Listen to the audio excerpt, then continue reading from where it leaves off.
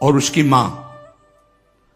अब हर समय शत्रु पक्ष का राजा इस चाल में रहता था कि उस बालक को मार दें तो निष्कंटक अधिकार। और उसकी मां बड़ी भागवत थी, रात दिन भजन करती, भगवान से प्रार्थना करती कि भगवान मेरे बालक की रक्षा करना।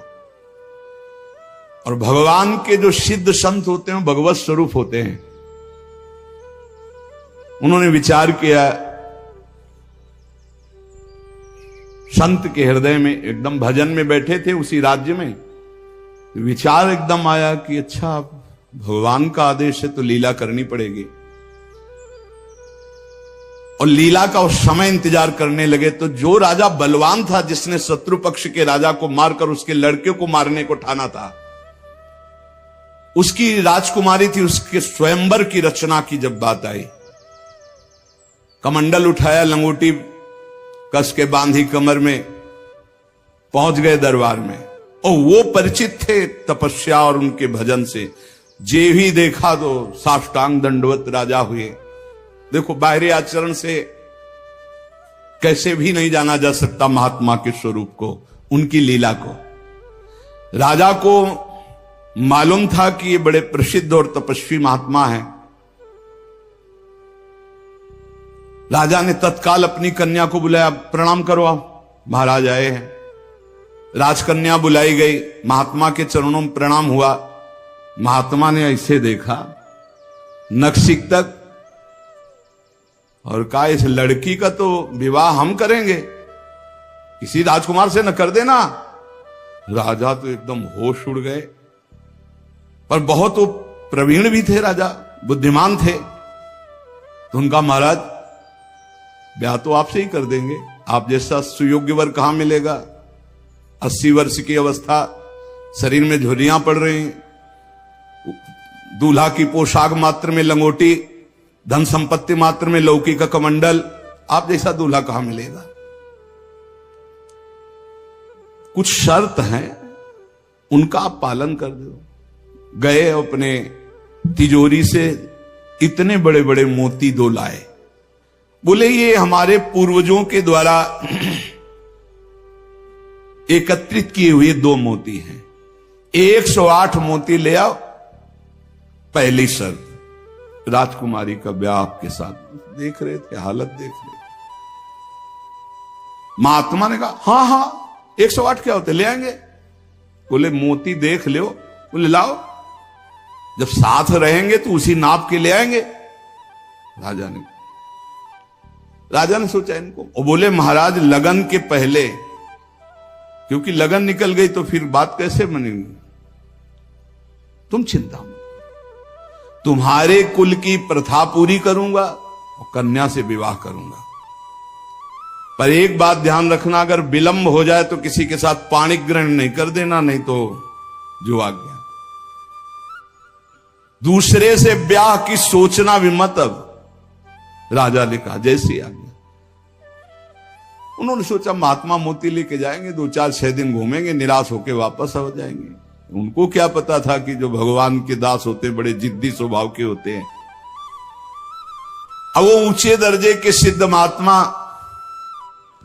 हाथ में मोती लिए हुए पहुंचे। विचार किया कि यार मोती किससे मांगूं, किससे खोजूं, कहां जाऊं। तो उनका समुद्र को रत्न गर्भा कहा गया, क्योंकि समस्त रत्न है, रत्नाकर है, सब रत्न उसमें विराजमान। समुद्र से सीधे मांग लेते हैं चल के।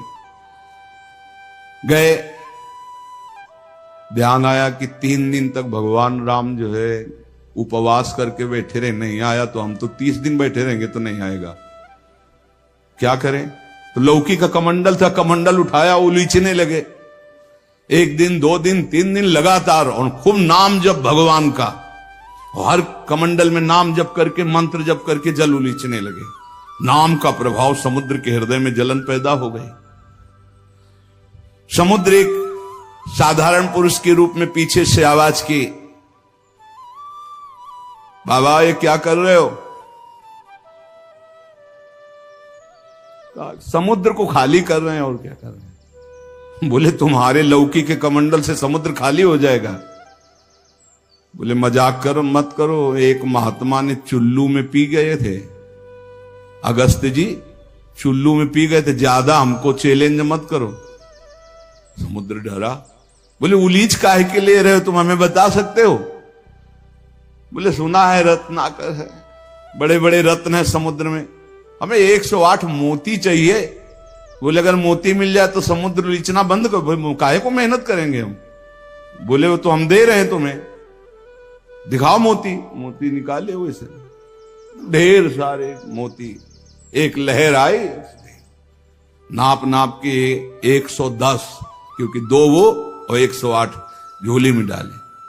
समुद्र ने कहा और भर लो। बोले हम अकिंचन महात्मा है, हमें नहीं चाहिए, ये दुल्हन लेने के लिए शर्त है, इसलिए हमने इनको लिया है और जा रहे हैं। महात्मा जी बड़े गर्व से गए, भगवान की जय जयकार की। राजा देखते ही समझ गया मोती मिल गए, क्योंकि बहुत मुस्कुराहट है। गणित लगाई, लड़की को कैसे बचाऊं। बोले हाँ महाराज। बोले ये ले 110, 2 ही तुम्हारा 108 है। बोले महाराज जी आपसे कहा था कि कुछ शर्तें हैं, एक तो पूरी हो गई, दूसरी एक कि हमारे शत्रु पक्ष के राजा का वध तो मैंने कर दिया, उसका एक लड़का है, उसकी खोपड़ी तुम हमें ले आओ। महात्मा जी ने विचार किया कि सारा खेल भगवान के इशारे से तो उसी की रक्षा के लिए हो रहा है। भगवान ज्ञान समुद्र हैं। बोले अवश्य उसकी खोपड़ी लाके देता हूं अभी।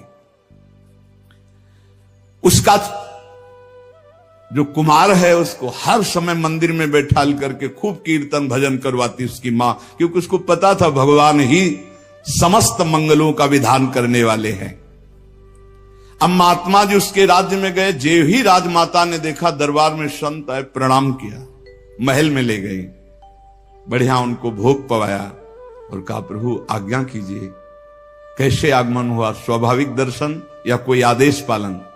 आदेश पालन नहीं, तुम्हारे लड़के की खोपड़ी ले जानी, तुम्हारे जो दुश्मन राजा है उसने मंगाया है।